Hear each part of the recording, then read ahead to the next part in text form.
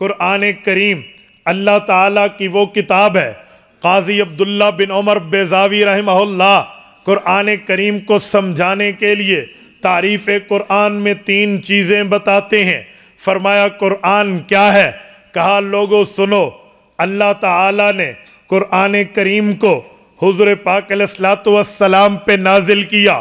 القرآن هو المنزل علی الرسول والمکتوب فی المصاحف والمنقول عنہ نقلا متواترا بلا شبہ. کا قرآن کریم حضور پاک پہ نازل ہوا.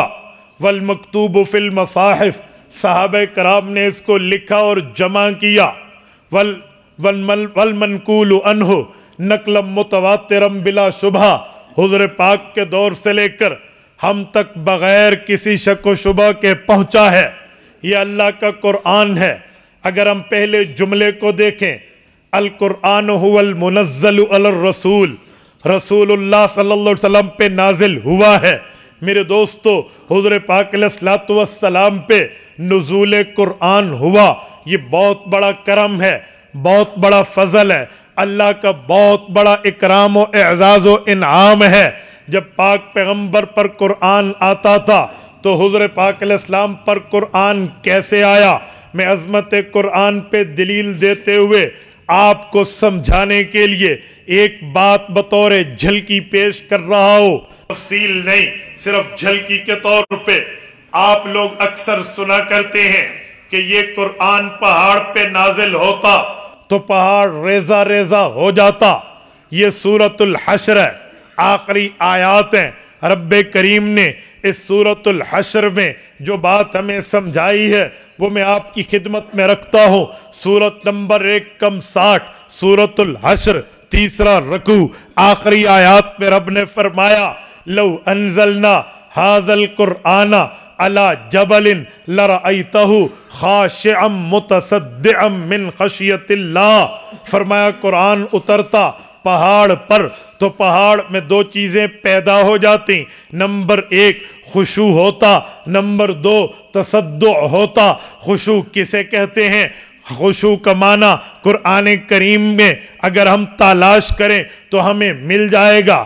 الذین ہم فی صلاتہم خاشعون. قرآن کریم نے خشوع کا معنی بتایا. حیا سے نظریں جھکا دو، اسے خشوع کہتے ہیں. تو قرآن کہتا ہے پہاڑ پر قرآن اترتا تو پہاڑ میں خشوع آتا. کیا مطلب؟ لرأیتہ خاشعا، پہاڑ کی کوئی آنکھ ہے کہ وہ جھک جاتی، پہاڑ کی کوئی نظریں ہیں کہ وہ نیچی ہو جاتی. ہم نے تو پہاڑ کی آنکھیں نہیں دیکھی، ہم نے تو پہاڑ کی نظریں نہیں دیکھی. پھر قرآن کریم کیا کہتا ہے کہ پہاڑ پر خشوع آتا. میرے دوستو، یہ بطور محاورہ استعمال ہوا ہے. بطور محاورہ کا مطلب کیا ہے؟ بطور محاورہ میں لفظ اور ہوتے ہیں، مطلب اور ہوتا ہے. جیسے کہا جاتا ہے ظلم کا بدلہ ظلم ہے، لیکن یہ لفظی اعتبار میں توافق ہے. حالانکہ ظلم کا بدلہ انصاف ہے، ظلم کا بدلہ ظلم نہیں ہے. تو اللہ نے خشوع کہا ہے تو پہاڑ کی آنکھیں جھکنے کا مطلب یہ ہے کوئی بندہ کہے میں بڑا پاورفل ہوں، مجھ میں ایتھارٹی ہے، مجھ میں قوت و ہمت و طاقت و سکت ہے، میں بڑے بڑے چیزوں کو جھکا دیا کرتا ہوں. اور اس کے بعد جب کمپٹیشن کا ٹائم آئے، مقابلے کا وقت آئے اور وہ اس طرح مقابلہ نہ کر پائے جیسے اس نے دعاوی کیے تھے، جیسے اس نے دعویٰ پیش کیا تھا، اس طرح یہ اپنا پرفارمنس پیش نہ کر سکے. لوگ کہتے ہیں تو نے آنکھیں جھکا دی، ناک کٹوا دی، تو نے ہمیں ضلالت کا منہ دکھلا دیا. یہ بطور محاورہ ہے. قرآن کریم کہہ رہا ہے میرے اندر رب نے وہ طاقت رکھی، وہ قوت رکھی، وہ پاور رکھی، وہ جلال رکھا، وہ روب رکھا، وہ دبدبہ رکھا. میں کلام خداوندی ہوں. میں پہاڑ پہ اترتا لرأیتہ خاشعا، دنیا دیکھتی پہاڑ میرا بوجھ نہ اٹھا سکتا. دنیا دیکھتی پہاڑ کی طاقت سے بس ہو جاتی، پہاڑ کی طاقت کا بس ہو جاتا، وہ بس بے بس ہو جاتا. وہ مجھے قرآن کو اپنے اندر سنبھال نہ سکتا تو گویا بالکل وہ اپنی طاقت پہ اخیر ہو جاتا. لیکن اس سے قرآن نہ سنبھلتا تو گویا اس کی آنکھیں جھک جاتی. लराइतहु खाशिया, आंखें झुक जाती, मुतसद्दिआ, तसद्दु किसे कहते हैं, लफ्जी तर्जुमा है, कोई चीज अंदर से बंद हो, कोई चीज बाहर से बंद हो, अंदर में कुछ चीज पैदा हो, मसलन गैसेस पैदा हो, या कोई केमिकल के मामलात में कोई चीज पैदा हो, जो चीज बंद है वो ब्लास्ट हो जाए, वो फट जाए, उसे तसद्दु कहते हैं। मैं मिसाल के तौर पे शोलतुल गाज, गैस के सिलेंडर की मिसाल पेश करता हूं। ये जो गैस का सिलेंडर है ये अक्सर औकात ब्लास्ट हो जाता है, ये फट जाता है, इसके अंदर केमिकल के तौर पे कुछ गैसेस ऐसी पैदा होती हैं जिसकी वजह से ये टुकड़े टुकड़े हो जाता है, नुकसान कर देता है। कुरान ने कहा अगर कलामे खुदा पहाड़ पे उतरता, लराइतहु खाशिया, पहाड़ की आंखें तो झुकती, यानी वो कुरान के बोझ को बर्दाश्त न कर सकता। मुतसद्दिआ, उसमें यूं तसद्दु पैदा होता,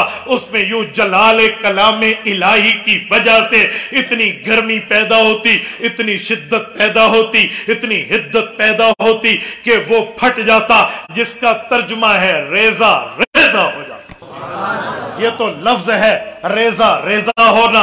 इसमें घुस के डीपली नजर से देखें, गहराई में उतर के देखें तो मतलब ये है लराइतहु खाशिअम मुतसद्दिअम मिन खशियतिल्लाह, अल्लाह का रौब, अल्लाह की तरफ से खशियत, अल्लाह की तरफ से जलाल, अल्लाह की तरफ से दबदबा कलामे इलाही में इतना है।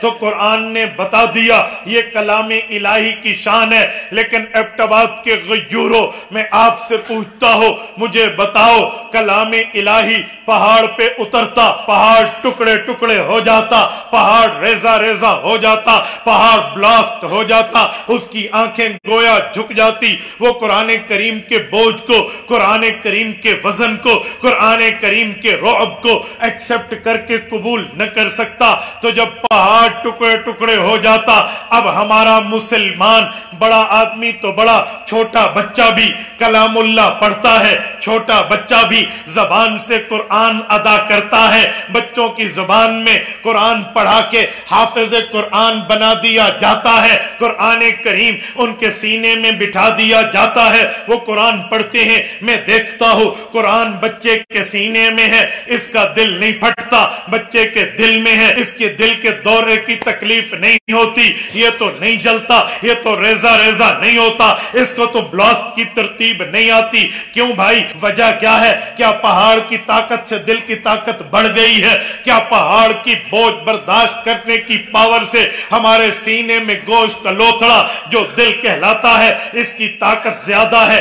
आप कहेंगे जी नहीं, ताकत भी ज्यादा नहीं है, कुव्वत भी ज्यादा नहीं है, पावर भी ज्यादा नहीं है, हिम्मत और सकत भी दिल में पहाड़ के बराबर नहीं है। तो फिर वजह क्या है? कलामे इलाही पहाड़ पे आए, रेजा रेजा हो जाए, दिल इंसान में आए तो इंसान का दिल खुश हो जाए। तो वजह क्या है? रीजन क्या है? सबब क्या है? मामला क्या है? असल बात क्या है? मेरे दोस्तों, असल बात रसूलुल्लाह की जात अक़दस है। असल बात आमना के दुर्रे यतीम की कुर्बानी है। असल बात खातिमुल मुरसलीन की कुर्बानी है। आप कहेंगे कैसे? मेरे पाक पैगंबर ने अपने सीने मुबारक में अपने दिल अक़दस को यूं पेश करके रब्बे करीम की रहमत से सवाल किया, मेरे मौला ये पहाड़ पे कुरान ना आए, ये पहाड़ पे कुरान नाजिल न हो। तेरा मोहम्मद मुस्तफा अपने दिल को पेश करता है, नुज़्ज़िला अला क़ल्बि मुहम्मदिन, मोहम्मद मुस्तफा के दिल अक़दस पे कुरान आएगा, मोहम्मद मुस्तफा के सीने पे कुरान उतरना चाहिए। रिसालत महब अलैहिस्सलाम ने अपने दिल को पेश किया, मेरे मुस्तफा के दिल पे कुरान उतरता, हुज़ूर पाक के दिल पे कुरान नाज़िल होता। हुज़ूर पाक के दिल में अल काफिर रो जिसको कहा जाता है, दिल में कलाम का ताजा हो जाना, हुज़ूर पाक के दिल में आता। पैगंबर सुना देते, बता देते, समझा देते, लिखवा देते, याद करवा देते। पैगंबर के सहाबा जिसे कुरान कहता है फी सुहुफ़िन मुकर्रमा मरफ़ूअतिन मुतहहरा बिअयदी सफरा किरामिन बररा, ये वो लोग हैं जिनके पास वो सहीफे हैं, जिन सहीफों की इज्जत अल्लाह के फरिश्तों के यहाँ भी मुसल्लम है। मरफूआ बड़ी बुलंदी वाले हैं, और मरफूआ के बाद मुकर्रमा बड़ी इज्जत और तकरीम वाले हैं। बेईदी सफरा, जिन हाथों ने, जिन कातिबीन वही ने ہیں جن محمد کریم علیہ التحیت و تسلیم کے صحابہ جو پیغمبر کا یارانہ ہے، اہل بیت جو پیغمبر کا گھرانہ ہے، انہوں نے اپنے ہاتھ سے کلام خدا کو لکھا ہے۔ بِأَيْدِي سفرہ، یہ وہ ہاتھ ہیں، کرام بررہ، یہ فرشتہ صفت لوگ ہیں۔ حضور کے دل پہ اترتا، حضور لکھوا دیتے، وہ لکھواتے گئے، صحابہ کرام لکھتے گئے۔ اس وقت کا کرتاس میسر آیا، لکھ دیا، پتھر میسر آیا، چھید کے لکھ دیا۔ اس وقت چمڑا میسر آیا، چھید کے لکھ دیا، پتا میسر آیا، چھید کے لکھ دیا۔ رسالت مآب دنیا سے چلے گئے، اس وقت عرضہ اخیرہ ہوا۔ عرضہ اخیرہ کا مطلب کیا ہے؟ جبرائیل امین آئے، رسالت مآب کے پاس پہنچے، تقریباً 99% قرآن کریم اس رمضان میں مکمل ہو چکا تھا۔ اللہ کے رسول کو کہا، اے اللہ کے رسول آپ مجھے کلام خدا سنائیں، میں آپ کو کلام خدا سناؤں گا۔ آج تک میری ڈیوٹی رہی، میری ذمہ داری رہی، میری جاب رہی، اللہ سے کلام لے لوں، آپ کو کلام دے دوں، اللہ سے قرآن لے لوں، آپ پہ قرآن اتار دوں۔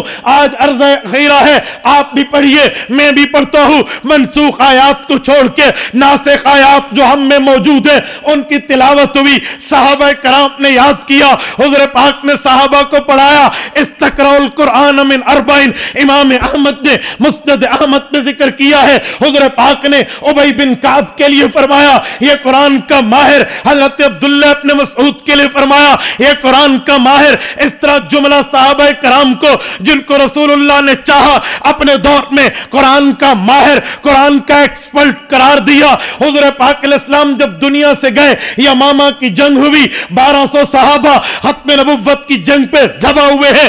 اس کے بعد جب دیکھا گیا 700 قرآن کا قاری تھا، اب قرآیوں شہید ہوتے گئے، اگلی نسلوں تک کلام جائے گا کیسے، اگلی نسلوں تک قرآن پہنچے گا کیسے؟ ابو بکر صدیق بیٹھے، پیغمبر کے صحابہ، پیغمبر کی آل بیت کو بٹھایا، زید بن ثابت رضی اللہ عنہ کو قرآن کی جمع کی کمیٹی کا سربراہ متعین کیا، قرآن کی آیات منگوائی، رکوع منگوائے، پارے منگوائے، منازل منگوائی، صورتیں منگوائے، حصے منگوائے، تمام کو جمع کر کے بین الدفتین، دو گتوں کے درمیان تجھے اور مجھے الحمد کی الف سے والناس کی سین تک قرآن دیا ہے۔ 86 مکی صورتوں سے لے کر 28 مدنی صورتوں تک قرآن دیا ہے، 120 پاؤں سے لے کے 540 رکوع تک قرآن دیا ہے، 7 منازل سے لے کر 30 پاروں تک تجھے اور مجھے قرآن دیا ہے۔ یہ قرآن ہم تک پہنچا ہے، لیکن سوال یہ ہے اس کلام خدا میں نہ صحابہ کا سینہ چھلنی ہوا،